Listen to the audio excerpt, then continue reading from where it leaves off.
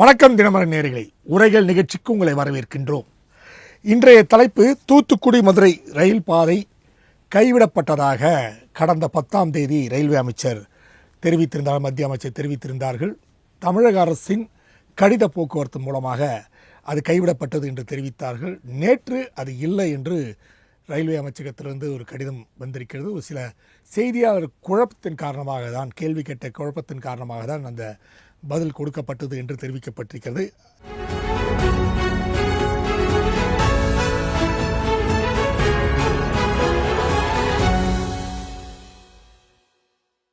இது குறித்து நாம் இன்று விவாதிப்பதற்காக நம்முடைய பாரதிய ஜனதா கட்சியின் செல்வம் வந்திருக்கிறார். வணக்கம் சார். அதே காங்கிரஸ் கட்சியை சேர்ந்த விஜயகிருஷ்ணா வந்திருக்கார். வணக்கம். வணக்கம் சார். செல்வம் சார், உங்ககிட்ட இருந்து துவங்கலாம்னு இருக்கிறேன். அதாவது கடந்த 10ஆம் தேதி பத்திரிகையாளர் சந்திப்பில் அமைச்சர் வைஷ்ணவ் அவர்கள் என்ன சொல்லியிருந்தாருன்னா, மத்திய அரசுக்கு தமிழக அரசு ஒரு கடிதம் அனுப்பியிருக்கிறது. அதாவது இந்த திட்டத்தை தூத்துக்குடி அருப்புக்கோட்டை வழியாக மதுரை செல்லக்கூடிய ரயில் பாதை அந்த நில ஆக்கிரமிப்பு போன்ற விஷயங்களில் சரியாக செயல்பட முடியலை என்ற போன காரணத்தால் அந்த திட்டம் கைவிடப்பட்டது என்று ஒரு கடிதம் அனுப்பியிருப்பதாக சொல்லியிருக்கிறார்கள். அது நேற்று இல்லை என்றும் மறுத்திருக்கிறார். நீங்கள் எப்படி பார்க்குறீங்க சார்? அது தினமலர் உரைகள் நிகழ்ச்சியின் மூலமாக தினமலர் உரைகள் நிகழ்ச்சியினுடைய நிர்வாகிகளுக்கு, நெறியாளருக்கு, அதே போலவே என்னுடைய சக பங்கேற்பாளர் விஜயகிருஷ்ணா அவர்களுக்கு, தொழில்நுட்ப கலைஞர்களுக்கு என்னுடைய பணிவான வணக்கம். சார், கொஞ்சம் எக்கோ இருக்கு, கொஞ்சம் பிளீஸ். அப்புறம் அதாவது கடந்த 10ஆம் தேதி மாண்புமிகு மத்திய ரயில்வே அமைச்சர் திரு அஸ்வினி வைஷ்ணவ் பத்திரிகையாளர்களை சந்திக்கும் போது தமிழ்நாட்டுல, அது குறிப்பா ராமேஸ்வரத்துல அந்த மதுரை ராமேஸ்வரம் புதிய பாலம், அந்த புதிய மேல் தூக்கு பாலம் போட்டு அதனுடைய அந்த திட்டங்களை எல்லாம் ஆய்வு செய்வதற்கு வந்திருந்தாங்க. அப்போ பத்திரிகையாளர் சந்திப்புல தூத்துக்குடி மதுரை அருப்புக்கோட்டை வழியா புதிய லைன் போடுற விஷயமா தமிழ்நாடு அரசுல இருந்து ஒரு கடிதம் வந்ததாக அவர் சொன்னதெல்லாம் உண்மை. ஆனா அதே நேரத்துல நீங்களே குறிப்பிட்டது மாதிரி இது பத்திரிகையாளர் சந்திப்புல ஏற்பட்ட தவறுதலாக சத்தம் இரைச்சல்ல தவறுதலாக புரிந்து கொள்ளப்பட்டது. நான் ராமேஸ்வரம் தனுஷ்கோடிக்கு இடையில உள்ள அந்த திட்டம் நினைச்சிட்டேன்.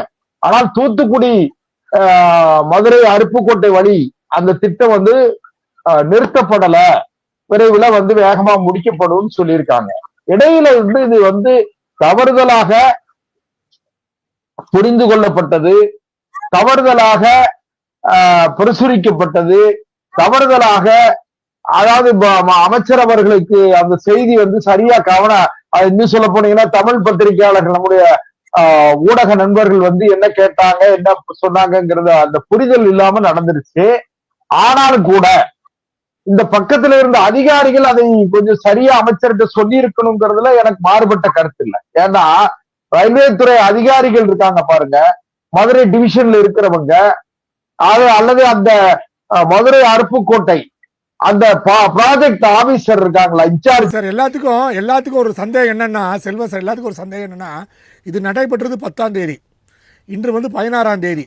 கிட்டத்தட்ட 5 நாட்கள் இந்த விஷயத்தை பற்றி எந்த பாரதிய ஜனதா கட்சிக்காரருக்கும் தெரியலையா, இல்லை அமைச்சருக்கே தெரியலையா, இல்லை அவங்களுக்கு மறுப்பு தெரிவிக்கிறது 5 நாள் ஆகி போச்சே சார். ஏன் இந்த இடைவெளி? அதுக்குள்ள ஆர்ப்பாட்டம், போராட்டம்லாம் அறிவிக்கப்பட்டு விட்டதே.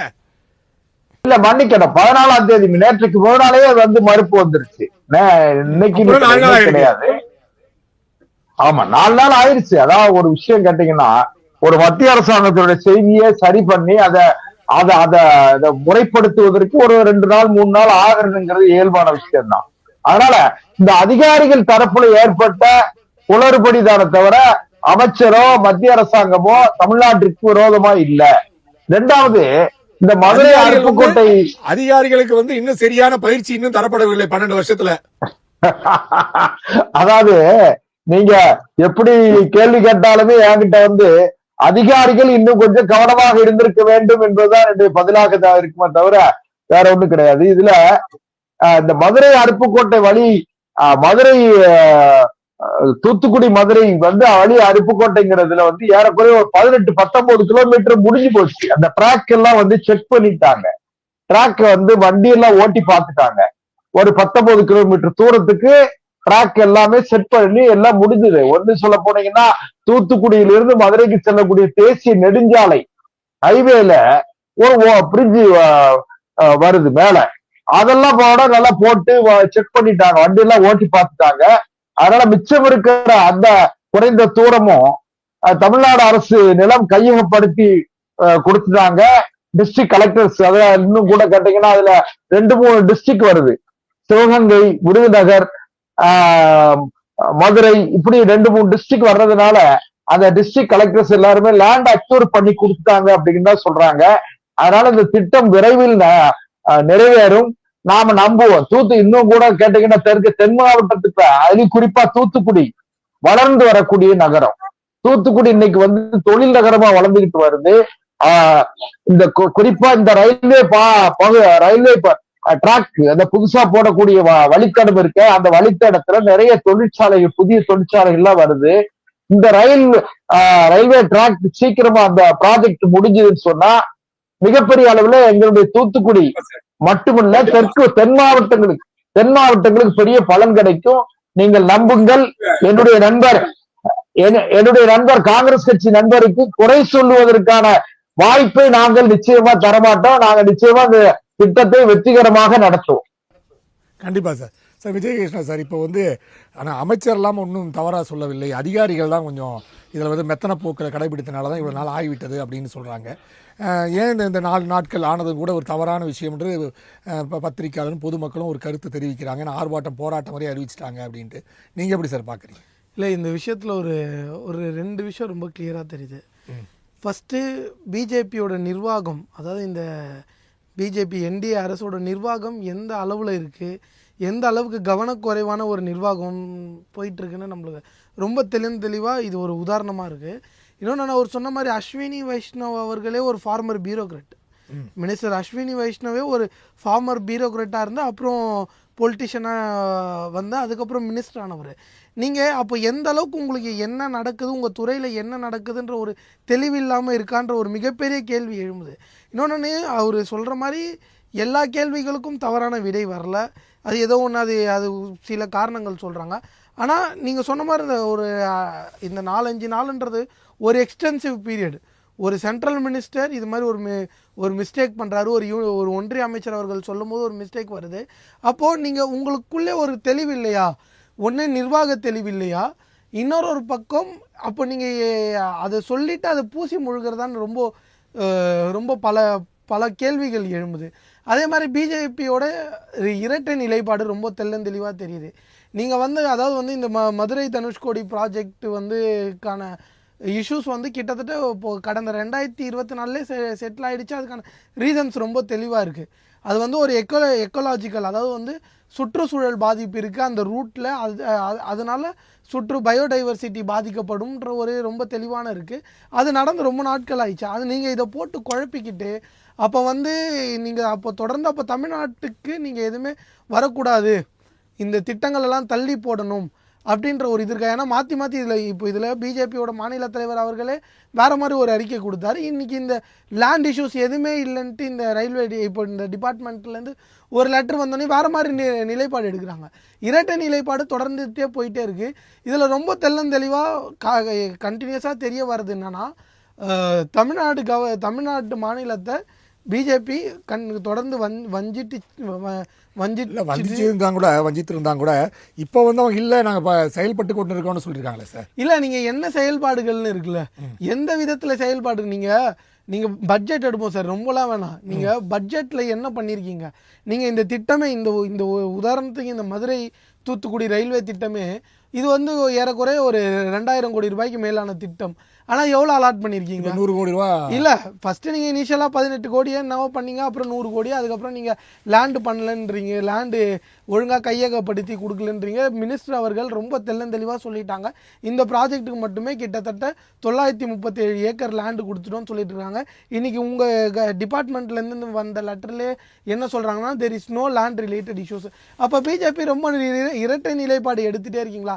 இன்னொன்னு இவர்கள் மாண்புமிகு ஒன்றிய அமைச்சர் அஸ்வினி வைஷ்ணவா அவர்கள் வந்து இந்த இந்த பிஜேபி கவர்மெண்ட்லேருந்தே தொடர் ஆக்சிடென்ட்ஸ் பல விஷயங்கள் மூலியமாகவே நம்மளுக்கு பட்டவர்த்தனமாக தெரிய வர்றது ஒரு விஷயம் என்னென்னா, இவங்க ரயில்வே டிபார்ட்மெண்ட்டே ஒரு கம்ப்ளீட் ஃபெயிலியரில் தான் போயிட்டுருக்கு. தொடர் ஆக்சிடென்ட்ஸ் ரொம்ப ரயில்வேஸில் இன்றைக்கி மக்கள் பயணம் பண்ணுறதுக்கே ஒரு அச்ச நிலவர நிலைமையில் இருக்குது. நீங்கள் இன்னொன்று எல்லாத்தையும் ப்ரைவேட்டைஸ் பண்ணுறதுலையும் குறை சொல்லி ப்ரைவேட்டைஸ் பண்ணுறதுல தான் குறியாக இருக்கீங்களே தவிர மக்களுக்கு தேவையான விஷயத்த அட்ரஸ் பண்ணல. இன்னொன்று கிட்டத்தட்ட ஏறக்குறைய ஒரு 30,000 கோடி ரூபாய்க்கு மேலே ப்ராஜெக்ட்ஸ் தமிழ்நாட்டில் மட்டும் எவ்வளோ ப்ராஜெக்ட்ஸ் நிலுவையில் இருக்குது சார்? நீங்கள் இவ்வளோ சொன்னால் கூட அஸ்வின் வைஷ்ணவா வந்தப்புறம் தான் வந்து பல்வேறு விஷயங்கள், அதாவது ரயில்வே துறை குறைகளை நீங்கள் வந்து பேசஞ்சர்ன்ற முறையில் சுட்டி காட்டினா கூட உடனடியாக வந்து அவர் நடவடிக்கை எடுக்கிறார். ட்வீட் பண்ணால் கூட போதும், உடனே வந்து ட்ரெயினில் வந்து அந்த உணவு போன்ற விஷயங்கள், சுகாதாரம் போன்ற விஷயங்கள்லாம் உடனே வந்து அவர் சரி செய்கிறாங்க அந்த ரயில்வே துறை. இது போன ஆட்சிகளெலாம் இல்லை, காங்கிரஸ் ஆட்சிகாலத்தில் இது இல்லை, இது செயல்பாடுகள் என்பது சோஷியல் மீடியாவில் இருந்தால் கூட வெளியே வருது அப்படின்னு ஒரு நிகழ்வும் பேச இல்லை. நீங்கள் அதாவது வந்து ஒரு இன்கேஸ் அது மாதிரி சின்ன சின்ன விஷயங்கள் நடந்திருந்தா ஓகே, ஆனால் நீங்கள் ஒரு சின்ன விஷயத்தை அட்ரஸ் பண்ணுற மிகப்பெரிய பெரிய விஷயங்கள், உயிருக்கே பாதிப்பு வரக்கூடிய விஷயங்கள் எல்லாம் ஒரு அரசாங்கமும் ஒரு அமைச்சரும் அது பெருசாக கவனம் செலுத்தாமல் இதில் மட்டும் கவனம் செலுத்துறது எந்த விதத்தில் பயன்? அதாவது ரயில்வேஸ்ன்றது ஒரு மிகப்பெரிய மாஸ் டிரான்ஸ்போர்ட்டேஷன், அதாவது இந்தியாவோட ஒரு மாஸ் டிரான்ஸ்போர்ட்டேஷன், ஒரு மிகப்பெரிய மக்கள் தொகை பயணிக்கக்கூடிய ஒரு டிரான்ஸ்போர்ட்டேஷனில் இன்றைக்கி ஒரு அன்சர்டனிட்டி, ஒரு நம்பகத்தன்மை இல்லை, ஒரு நிலைத்தன்மை இல்லைன்ற ஒரு சூழல் இருக்குது. அதுக்கு மேலே நீங்கள் குறிப்பாக தமிழ்நாடு பார்த்தோன்னா, தமிழ்நாட்டை வந்து தொடர்ந்து வஞ்சிச்சிட்டே இருக்காங்க அதாவது வந்து இந்த பட்ஜெட் ஒரு மிகப்பெரிய நம்மளுக்கு ஒரு மிகப்பெரிய இது. அதாவது வந்து புது லைன்களுக்கு இன்ட்ரீம் இடைக்கால பட்ஜெட்டில் 976 கோடின்னு சொல்லிட்டு அதுக்கப்புறம் அதை கிட்டத்தட்ட ஒரு 675 கோடிக்கு எக்ஸாக்ட் ஃபிகர்ஸ் 674 க்ரோர்ஸை கம்மி பண்ணி 301 கோடி சில்லறையில் நிறுத்துறீங்க. அதுக்கப்புறமேட்டு அதே மாதிரி பல முக்கியமான ரூட்ஸுக்கு, அதாவது வந்து இந்த ஈரோடு டு பழனி ரூட்ஸ்லலாம் வந்து பார்த்தோன்னா கிட்டத்தட்ட 100 கோடி ரூபாய், 150 கோடி, 100 கோடி ரூபா ப்ராஜெக்ட்டுக்கு வெறும் 1000 ரூபாய். இது வந்து எப்படி சொல்கிறேன்னா, அந்த 1000 ரூபாய்னால என்ன நடக்கும்? அது வந்து எப்படின்னா ஒரு சிம்பிளாக இருக்குது, உங்களுக்காக நாங்கள் ஒன்றுமே செய்ய மாட்டோம் அப்படின்றது ஒரு சிம்பிளாக தான் இருக்குது. வெறும் 1000 ரூபாய் அலாட் பண்ணுறீங்க. இன்னொரு இடங்களில் பார்த்தோன்னா இந்த டபுள், அதாவது வந்து ரயில்வே டபுளிங் இரட்டிப்பு பண்ணுற இடங்களில் ஒரு 150 கோடி ரூபா ப்ராஜெக்ட்டுக்கும் வெறும் 1000 ரூபாய் பண்ணுறீங்க. இதன் மூலயமா ஒன்றிய அரசு தமிழ்நாட்டு அரசுக்கும் தமிழக மக்களுக்கும் என்ன சொல்ல வரீங்க? நாங்கள் தொடர்ந்து இது மாதிரி உங்களை வஞ்சிச்சிட்டே தான் இருப்போம், உங்களுக்கு நாங்கள் எதுவுமே செய்ய மாட்டோம், வெறும் அறிக்கை லெவல்லையும் பேர் அளவுலையும் மட்டும் நாங்கள் இதை செய்வோம் அப்படின்றது மட்டும் சொல்கிறீங்களா? இந்திய மக்களுக்கே இன்றைக்கி ரயில்வே துறையின் மீது ஒரு நம்பிக்கை இல்லாமல் போயிடுச்சு. கண்டிப்பாக சார்.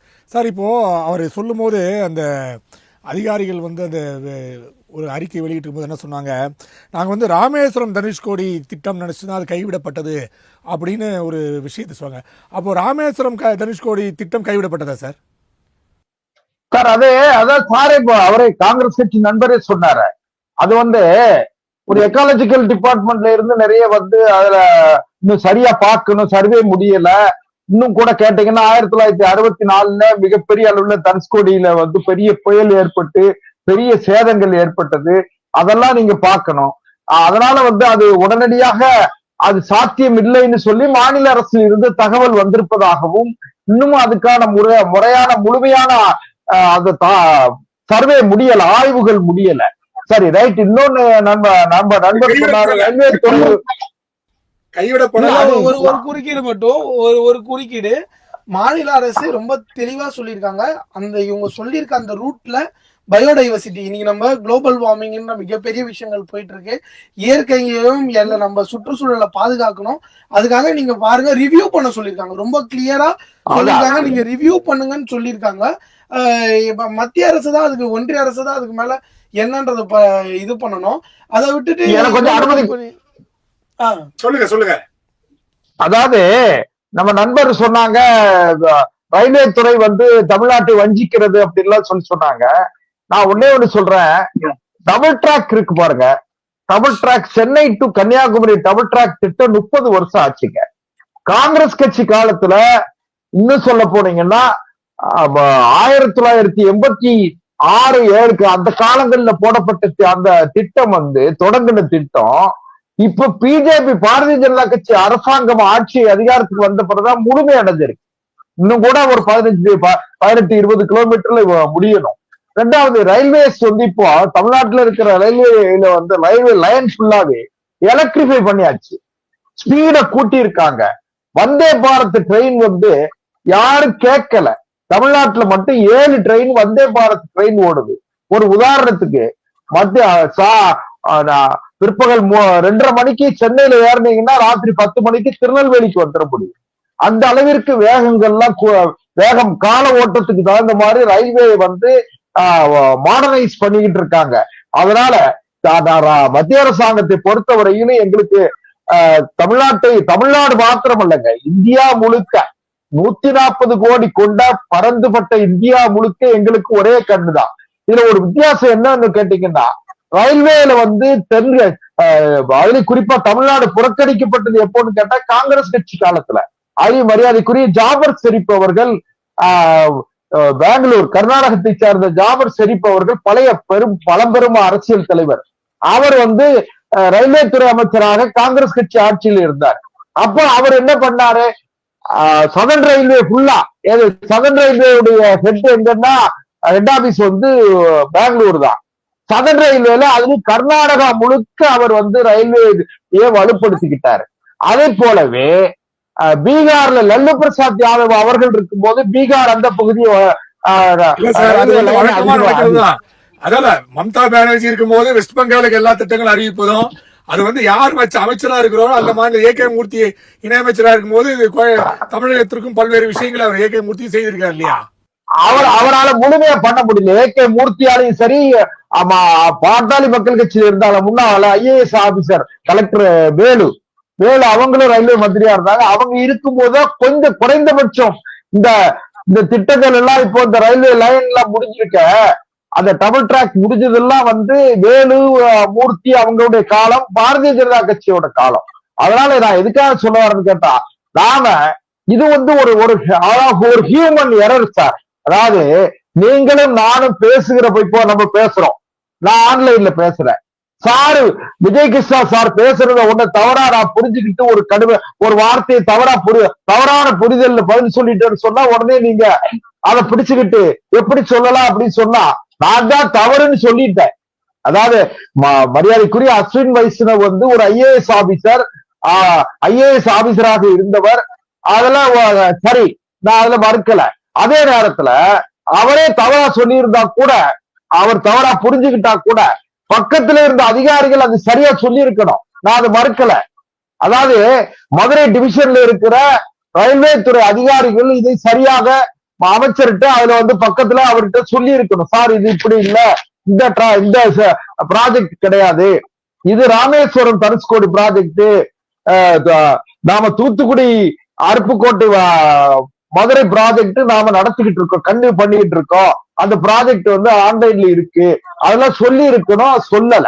அதனால இது வந்து புரிதலில் ஏற்பட்ட தவறே தவிர, ஏன்னு கேட்டா அஸ்வின் வைஷ்ணவ் வந்து அவர் ஆங்கிலத்துல பேசியிருக்கலாம் அல்லது இந்தியில பேசியிருக்கலாம். அங்க இருக்கிற நிருபர்கள் வந்து பத்திரிகை நிருபர்கள் வந்து தவறா புரிஞ்சிருக்கலாம். அதாவது இன்னொரு விஷயம் என்ன கேட்டீங்கன்னா, கம்யூனிகேஷன்ல வந்து ஏதோ ஒரு வகையான கம்யூனிகேஷன் இதுல ஏதோ ஒரு வகையான தவறு நடந்திருக்கு. அது 4 நாட்களில் சரி செய்யப்பட்டு விட்டது. அதுக்கு பிறகு இதை போய் நாம பாரதிய ஜனதா கட்சிக்கு ஆட்சி நிர்வாகம் நடத்த தெரியலங்கிற மாதிரி கொண்டு போறது வந்து சரிதானா என்பதை நம்முடைய காங்கிரஸ் கட்சியினுடைய என்னுடைய மதிப்புமிக்க நண்பர் விஜய் கிருஷ்ணாவுடைய மனச்சாட்சிக்கு விட்டுருவோம். கண்டிப்பா sir. Sir Vijay Krishna sir, இப்போ அவர் சொல்வது என்னவென்றால் இது வந்து அதிகாரிகளின் செயல்பாடுகள் அப்படின்னாங்க. இப்போ பல இடங்களில் வந்து அதிகாரிகளோட தவறான செய்திகள் மூலமாக கூட அந்த அரசாங்க நிர்வாகிகள், அதாவது அமைச்சர்கள் யாரும் செயல்படுவது கிடையாது, அந்த அதிகாரிகளோட செயல்பாடுகள் தான் அமைச்சர் மூலமாக வெளிப்படுகிறது. ஸோ அதிகாரிகளோட இந்த மேனேஜ்மெண்ட் போன்ற விஷயங்கள் தவறு நடக்கக்கூடிய சூழ்நிலை இருக்கிறது. அதனால் எங்கள் அமைச்சரகத்தில் பிரச்சனை கிடையாது, அதிகாரிகளோட பக்கம்தான் பிரச்சனைன்னு அவர் சொல்கிறாரு. ஆனால் எனக்கு தெரிந்த வகையில் அந்த செயல்பாடுகளும் நான் சொன்ன மாதிரி சோஷியல் மீடியா செயல்பாடுலாம் வந்து கட்டமைப்பெல்லாம் சரியாக தான் செயல்பட்டு கொண்டு ரயில்வேல. ஸோ அதிகாரிகளும் பல அதிகாரிகள் இது போன்ற செயல்பாட்டில் கூர்மையாக செயலாற்றுகிறார். சில அதிகாரிகளின் தவறு மிகப்பெரிய பாதிப்பை ஏற்படுத்தி விடுகிறது. இப்போ சிவசங்கர் அவர்களும் அது வந்து இல்லை நாங்கள்லாம் சரியான முறையில் நடத்தி விட்டோம், அவர் அன்றைக்கும் கருத்து கொடுத்துருக்காரு, இன்றைக்கும் அதுக்கான செய்தியை சொல்லியிருக்காரு. ஸோ அதிகாரிகளின் குழப்பம் தான் காரணம்னு சொல்கிறாரு. நீங்கள் எப்படி சார் பார்க்குறீங்க? இல்லை, மதிப்புக்குரிய அண்ணன் திரு தூத்துக்குடி செல்வம் அவர்கள் பேசும்போது சொன்னார் ஹியூமன் எரர். நீ கண்டிப்பாக ஏன்னா நாங்கள் அதை ஹியூமன் எரராக மட்டும் பார்க்க முடியல, கன்ஃபார்மாக அது ஒரு அட்மினிஸ்ட்ரேஷன் எரர் அண்ட் ஐடியாலஜிக்கல் எரராக தான் பார்க்க முடியுது. சரிங்களா? இது ரொம்ப தெளிவாகவே ஒரு அட்மினிஸ்ட்ரேஷன் எரர் அண்ட் ஐடியாலஜிக்கல் எரராக தான் பார்க்க முடியுது. ஏன்னா நீங்கள் சொன்ன மாதிரி இன்றைக்கி இருக்கிற நெட்வொர்க்கில், அதாவது வந்து அவர் வந்து ஒரு ஒரு ஒரு ஒரு யூனியன் மினிஸ்டர், அவங்கக்கிட்ட என்ன மாதிரி ஒரு செட்டப் இருக்கும், அவங்கள சுற்றி என்ன மாதிரி ஒரு டீம் இருக்கும்.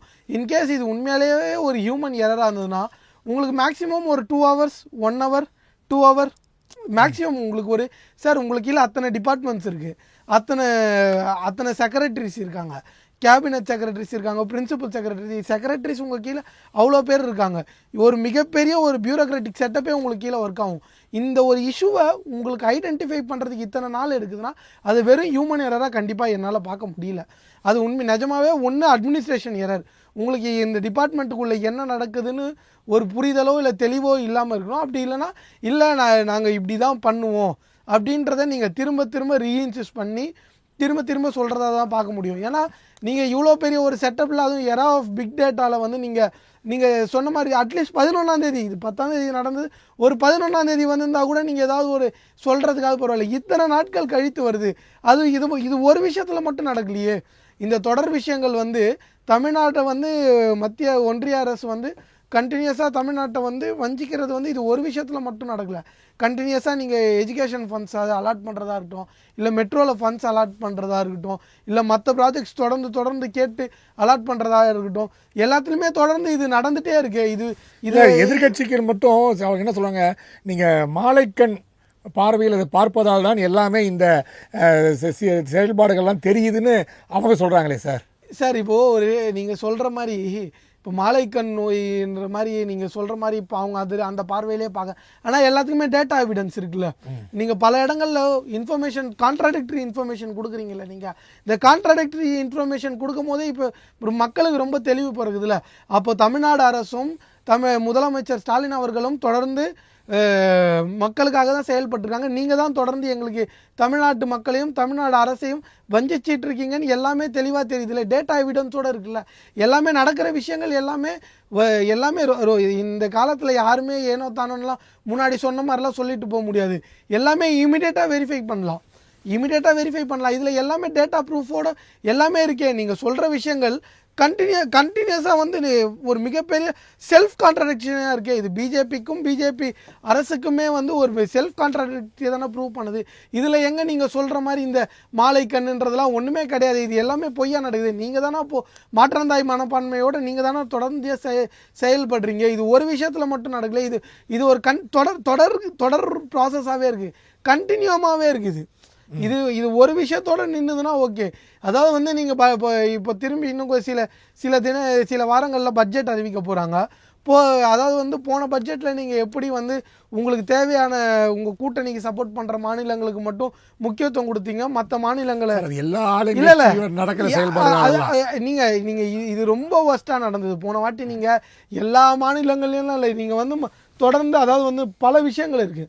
அதாவது வந்து நீங்கள் இந்த அந்த டைமில் நடந்த இந்த மெட்ரோ ப்ராஜெக்ட் இஷ்யூஸ்லேயே பார்த்தோன்னா நீங்கள் மற்ற ஊரில் இருக்கிற மெட்ரோக்கள்லாம் மிகப்பெரிய தொகைகள் அலாட் பண்ணினா நீங்கள், ஆனால் நீங்கள் தொடர்ந்து தமிழ்நாடு மட்டும் நீங்கள் இது பண்ணுங்க சார். செல்வம் சார் இப்போ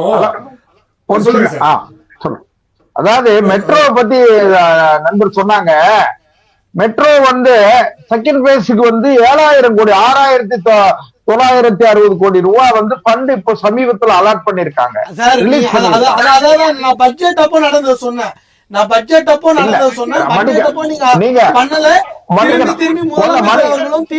தமிழக அரசும் நண்பர் நான் ஒண்ணு கேளுங்களேன். அதாவது விஜய் கிருஷ்ணா, நீங்க முதலமைச்சருடைய வேலை என்னன்னா தமிழ்நாட்டை 5 ஆண்டு காலம் ஆள்கிற உரிமையை யாரு திமுக அரசுக்கு மக்கள் ஒன்றிய ரயில்வே அமைச்சர் அவர்கள் பணியை சொல்லுங்க. அவரு பண்ண பிரச்சனை தான் இப்போ இல்ல. ஒண்ணு கேளுங்க. நீங்க இப்போ கோச் ஃபேக்டரி இருக்கு, அதாவது பெரம்பூர் கோச் ஃபேக்டரியில ICL. நாமே நமக்கு தேவையான அந்த மாடர்னைஸ்டு கோச்சஸ் எல்லாமே நாமே மேனுபேக்சரிங் பண்றோம் சார். நீங்க இப்போ நம்ம சமீபத்துல 10 ஆண்டு காலத்தில் மாண்புமிகு பிரதமர் நரேந்திர மோடி அவர்களுடைய அரசு, பாரதிய ஜனதா அரசு வந்த பிறகு நாம என்னன்னு கேட்டா எல்லாமே நாமே உற்பத்தி, அதாவது மேனுபேக்சரிங் செக்டார்ஸ் இப்ப நம்ம வளர்ந்திருக்கிறோம். நீங்க தன்னிறைவு அடைஞ்சுக்கிட்டு வரோம். இன்னும் சொல்ல போனீங்கன்னா மிசைல்ஸ் செய்யக்கூடிய அளவுக்கு நாம வந்துட்டோம். நேற்று கூட பாத்தீங்கன்னா 3 கப்பல் பாதுகாப்பு, இந்தியாவுடைய பாதுகாப்புக்கு 3 கப்பல் நேவல் ஷிப் 3 ஷிப்பை நாட்டுக்கு அவங்க டெடிகேட் பண்ணிருக்காங்க பிரைம் மினிஸ்டர். அதனால நான் என்ன சொல்றேன்னு கேட்டீங்கன்னா, கடந்த காலங்களில் திறனை பற்றி பேசும்போது அவங்க இன்னொரு விஷயத்தை முன்வைப்பது என்னவென்றால், நீங்க மறைமுகமாக தனியார் மயமாகவும் அதை செல்றீங்க, எல்லாத்திலையும் கான்ட்ராக்டர் முறையில தனியார் மயத்தை ஒப்படைச்சுக்கிட்டு இருக்கீங்க பல்வேறு நிகழ்வுகளை அப்படின்ற குற்றச்சாட்டு காங்கிரஸ் வைக்கிறாங்க சார். நீங்க ஏதோ லீட் எடுத்து கொடுக்காதீங்க. நான் என்ன சொல்றேன்னு கேட்டீங்கன்னா, இந்த தனியார் மயம் தாராள மயம்லாம் பண்ணதே காங்கிரஸ் தான். இன்னும் சொல்ல போனீங்கன்னா ஆன்லைன் வர்த்தகம் கொண்டு வந்தது காங்கிரஸ், அந்நிய நேரடி முதலீடு கொண்டு வந்தது காங்கிரஸ், நீட்டை கொண்டு வந்தது காங்கிரஸ், கல்வியை மாநில பட்டியலில் இருந்து மத்திய பட்டியலுக்கு கொண்டு போனது காங்கிரஸ், கச்சத்தீவை மத்திய அரசாங்கம் மாநில அரசினுடைய ஒப்புதலோடு அன்றைக்கு இருந்த கலைஞருடைய ஒப்புதலை கட்டாயப்படுத்தி இலங்கைக்கு தாரை வார்த்தது காங்கிரஸ். ஆக மாநில உரிமைகள் பறிக்கப்பட்டது அனைத்துமே காங்கிரஸ் ஆட்சி காலத்திலே தவிர பாரதிய ஜனதா கட்சி ஆட்சியில கிடையாது. நாங்க எந்த ஒரு சின்ன உரிமையை கூட நாங்க எடுத்துக்கல. நீங்க இன்னும் கூட கேட்டீங்கன்னா, இப்போ சமீபத்துல கவர்னருக்கு யூஜிசி யூனிவர்சிட்டி கிராண்ட் கமிஷன் அந்த யூஜிசி அவங்க ஒரு பவர் கொடுத்திருக்காங்க. என்ன கேட்டீங்கன்னா, வைஸ் சான்சலரை அப்பாயிண்ட் பண்ணிக்கலாம் கவர்னர் அப்படின்னு சொல்லி. முன்னால கமிட்டி, செலக்ஷன் கமிட்டி இருந்தது, இப்ப கவர்னரை அப்பாயிண்ட் பண்ணிக்கலாம்னு சொல்லி இருக்கு. என்ன காரணம்னு கேட்டீங்கன்னா, ஒரு வைஸ் சான்சலர், அதாவது ஒரு துணைவேந்தரை நியமிக்க எனக்கு தெரிய, நான் மிக ஆதாரத்தோட கூட சொல்ல முடியும், 20 கோடி ரூபாய் பேரம் பேசுற ஒரு கொடுமை நடக்கு சார். ஆக நாங்க பாரதிய ஜனதா கட்சி மக்கள் 3வது முறையும், நல்ல கவனிங்க, நெறியாளர் மூலமா நான் ஒண்ணு சொல்ல விரும்புறேன். பண்டித நேருவிற்கு பிறகு, நேருவாவது பண்டித நேரு அவர்கள் அலகாபாத் குடும்பம், செல்வாக்கு மிக்க குடும்பம், ஆனந்த பவனத்து குடும்பத்துல இருந்து வந்தவர், ஒரு பாரம்பரியத்திலிருந்து வந்தவர். ஆனால் எங்களுடைய பிரதமர் எளிய மக்களிடத்தில் இருந்து வந்தவர், சாதாரண குடும்பத்தில் இருந்து வந்தவர். அவரு 3வது முறையும் அந்த நாட்டோட தலைமை அமைச்சராக 3வது முறையும் 15 ஆண்டுகள் ஆள்கிற உரிமையை மக்கள் கொடுத்திருக்காங்கன்னு சொன்னா, இதுல இருந்தே நீங்க புரிஞ்சுக்கணும், இந்த அரசின் மீது மக்களுக்கு மிகுந்த நம்பிக்கை இருக்கு. பிரதமர் 15 வருஷம். சொல்லுங்க சார். இல்ல இப்போ அவர்கள் வைக்கிற குற்றச்சாட்டு என்னன்னா, வழக்கம் போல சொல்றதுதான், வடக்கே வளர்கிறது தெற்கே தேய்கிறது. அது மாதிரி தமிழகத்திற்கு எந்த திட்டம் ஒதுக்கப்படுவதில்லை. நீங்க சொல்றீங்களே தவிர எல்லாம் டேட்டால தான் இருக்கு தவிர சாலைகள்லயும் தண்டவாளங்களையும். நீங்க இன்னொன்னு ஒரு விஷயம் கேட்டீங்கன்னா, 1999 இருந்து 2004 வரை இருந்த பாரதிய ஜனதா கட்சி, அடல் பிகாரி வாஜ்பாய் அவருடைய தலைமையில இருந்த அந்த அரசுதான் போர்வே ட்ராக் எல்லாம், அதாவது டபுள் ட்ராக் எல்லாம் போர்வே ட்ராக் ஆச்சு. நேஷனல் ஹைவே ஃபுல்லா டபுள் வேயை போர்வே ஆக்குனாங்க. அதாவது ரொம்ப போக்குவரத்து எளிமைப்படுத்தினது அடல் பிகாரி வாஜ்பாய் காலம். அன்றைக்கு திமுகவும் அந்த அரசில் மத்திய அரசாங்கத்துல பங்கு வகிச்சாங்க. அதனால காங்கிரஸை பொறுத்தவரையில நீங்க சொன்னீங்க வடக்கு வாழ்கிறது தெற்கு தேய்கிறது என்று, அது காங்கிரஸ் ஆட்சி காலத்துல வடக்கு அண்ணா சொன்னதுதான் வடக்கு வாழ்கிறது தெற்கு தேய்கிறதுன்னு. அதே இதை கலைஞர் சொன்னாரு, வடக்கை தெற்கு தீர்மானிக்கிறதுன்னு கலைஞர் சொன்னாரு. ஆனா இப்ப எப்படின்னு கேட்டீங்கன்னா, இந்தியா என்கிற 140 கோடி மக்களை கொண்ட இந்தியா என்கிற பரந்துபட்ட நாட்டை ஒரே தாய் பிள்ளைகளாக பார்ப்பது பாரதிய ஜனதா கட்சியும் பிரதமர் நரேந்திர மோடி தான். காங்கிரஸ் தான் அந்த பாகுபாடை பார்த்தது. நாம இப்போ தன்னிறைவு பெற்ற இந்தியாவை நோக்கி எல்லாமே நாமே உற்பத்தி, நமக்கான தேவையை நாமே உற்பத்தி செய்கிற இடத்துக்கு நம்ம போயிருக்கோம். இல்ல இந்த மேக் இன் இந்தியா, நீங்க சொல்ற மேக் இன் இந்தியா செல்ஃப் ரிலையன்ஸ்ன்றது நீங்க உங்களால இம்ப்ளிமெண்டே பண்ண முடியல. அது எவ்வளவு பெரிய ஃபெயிலியர்னு எல்லாருக்குமே தெரியும் சார். திரும்பி அதை சொல்லாதீங்க. ஐசிஎல் போன்ற விஷயங்கள்லாம் மேக் இல்ல சார். நீங்க ஒரு பெரிய ஒரு சிஸ்டம், நீங்க ஒரு மிகப்பெரிய பாலிசியை மேக் பண்றீங்க. அந்த பாலிசியை மேக் பண்ணிட்டு அதுல ஒரு விஷயம் மட்டும் நீங்க சக்சஸ் ஆகுது, ரொம்ப மார்ஜினலான விஷயங்கள் சக்சஸ் ஆகுது, மற்றது எல்லாமே ஃபெயிலியர் ஆகுது. நீங்க அந்த அந்த மார்ஜினல் சக்சஸ் வச்சு பல நிறுவனங்கள் இந்தியாவுக்குள்ள வந்திருக்கேன் சார். இல்ல நான் ரொம்ப நான் இப்போ எக்ஸ்பிரஸ்ல 13ஆம் தேதி, அதாவது வந்து சில தினங்களுக்கு முன்பு வந்தது. அதாவது வந்து கவர்மெண்ட் கொடுக்குற 10 டெஸ்ட்லயே கவர்மெண்ட் கொடுக்குற 4 out of 10 government tenders can't comply with make in India rules. அது எவிடன்ஸோட வச்சிருக்கேன். அதாவது வந்து இதுதான் இன்னைக்கு நிலைமை இதுதான். அது மட்டும் இல்லாம நீங்க சொல்ற இந்த செல்ஃப் ரிலையன்ட், நீங்க அதுக்கு எத்தனை பர்சன்டேஜ் ஆஃப் ஜிடிபி நீங்க செலவு பண்ணுவீங்கன்ட்டு நீங்க ஒரு டார்கெட் வச்சுங்க. அது இன்னி வரைக்கும் ஒரு பட்ஜெட்ல நீங்க அச்சீவ் பண்ணிருக்கீங்களா? இதை நீங்க சொல்லுங்க. நீங்க சொல்ற இந்த பிஜேபி கவர்மெண்ட் நீங்க வச்சீங்க, இந்த மாதிரி ஒரு இலக்கு வச்சீங்க, இது வரைக்கும் ஒரு பட்ஜெட்ல நீங்க அதை பண்ணிருக்கீங்களா? அதாவது எல்லாமே பெயர் அளவுல தான் இருக்கு. நீங்க சொன்ன மாதிரி அதாவது வந்து சார் கண்டினியூஸா இந்த யூஜிசி டிராஃப்ட் ரூல்ஸா இருக்கட்டும், லேட்டரல் என்ட்ரியா இருக்கட்டும், நீங்க ஆதாரம் இல்லாத விஷயங்கள்லாம் சொல்றீங்க.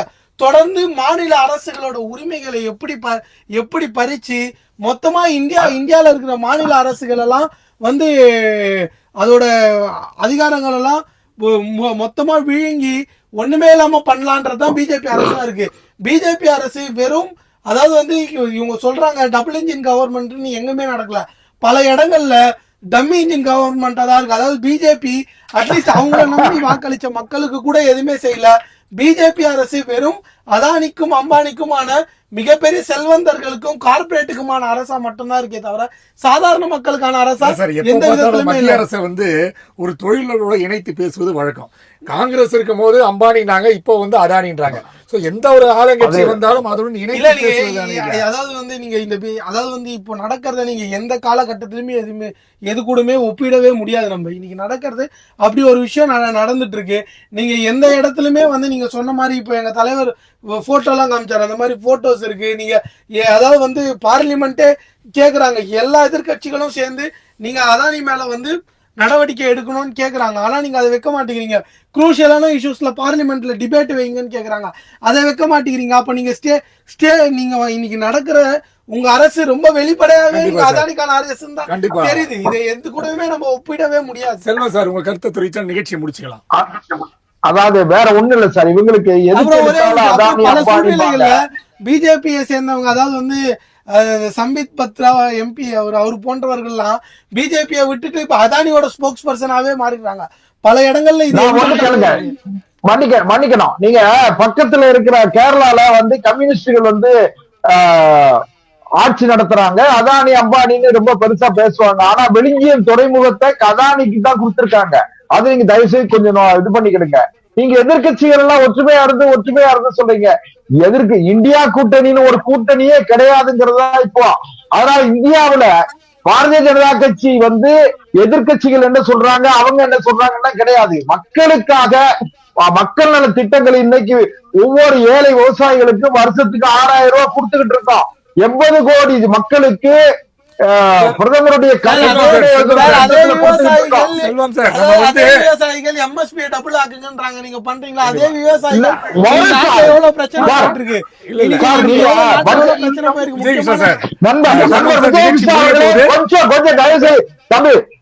நண்பர் விஜயகிருஷ்ணா அவர்கள், நீங்க கொஞ்சம் இந்த பட்ஜெட் வரைக்குமே பிப்ரவரி 1ஆம் தேதி 2ஆம் தேதி வரை பொறுமையா இருங்க. தமிழ்நாட்டுக்கு தேவையான திட்டங்களை தருவாங்க. இன்னொன்னு சொன்னா 40 எம்பிக்கள் இருக்காங்க தமிழ்நாட்டுல. உங்க கூட்டணிக்கு 40 எம்பிக்களும் டெல்லியில போய் கேண்டீன்ல வடை சாப்பிட்டு இருக்காங்களா, கேண்டீன்ல டிபன் சாப்பிட்டு இருக்காங்களா? ஏன் பார்லிமெண்ட்ல டிபேட்ல கலந்துக்கிறாம எடுத்த உடனே கூச்சல் குழப்பம், நாடாளுமன்றத்தை நடத்த விடுவதில்லை. நாடாளுமன்றத்தில் டிபேட்ல பேசப்படுறது கூட்டணியை சேர்ந்த எம்பிகள், எங்க கட்சி எம்பிகள் எல்லாருமே क्वेश्चंस போட்டுருக்காங்க, கேள்வி கேட்டிருக்காங்க சார். எவிடன்ஸ் இருக்கு சார். நிகழ்ச்சியோட இறுதி கட்டத்துக்கு வந்துட்டோம். அதாவது வந்து இந்த ரயில்வே பட்ஜெட், இந்த ரயில்வே இஷ்யூஸ பத்தியே கண்டினியூஸாவே எங்க கட்சி காங்கிரஸ் எம்பிகளா இருக்கட்டும் சரி, திமுக எம்பிகளா இருக்கட்டும் சரி, போட்டிருக்காங்க. அதுக்கு ரிப்ளையும் வந்திருக்கு. அதனால நீங்க அபாண்டமா சொல்லாதீங்க சார். ஓகே சார், நேரம் முடிந்து விட்டது. நன்றி செல்வம் சார். நேரிலே இன்று நிகழ்ச்சியிலே வந்து அஸ்வினி வைஷ்ணவா அவர்கள் கடந்த 10ஆம் தேதி கொடுத்த அறிக்கையானது அது அதிகாரிகளால் கொடுக்கப்பட்ட அறிக்கை, அது சரியான முறையிலே அவர் புரிந்து கொள்ளவில்லை என்று சொல்லப்பட்டிருக்கிறது. ஆகையால் இன்று நிகழ்ச்சியை கலந்து கொண்ட திரு திரு விஜயகிருஷ்ணா அவர்களுக்கும் செல்வம் அவர்களுக்கு நன்றியை தெரிவித்துக் கொள்வோம். நன்றி, வணக்கம்.